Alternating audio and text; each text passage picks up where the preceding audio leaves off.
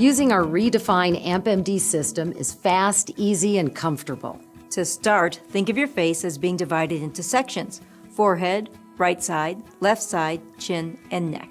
Roll over each section 4 to 10 times, changing directions with each pass, up and down, then side to side, and then finally diagonally. This is stimulating the skin for a firmer, more youthful-looking appearance. Now use moderate and comfortable pressure. Don't be timid, but there's no added advantage to crushing your face either. If it takes you longer than a minute, you're probably overdoing it.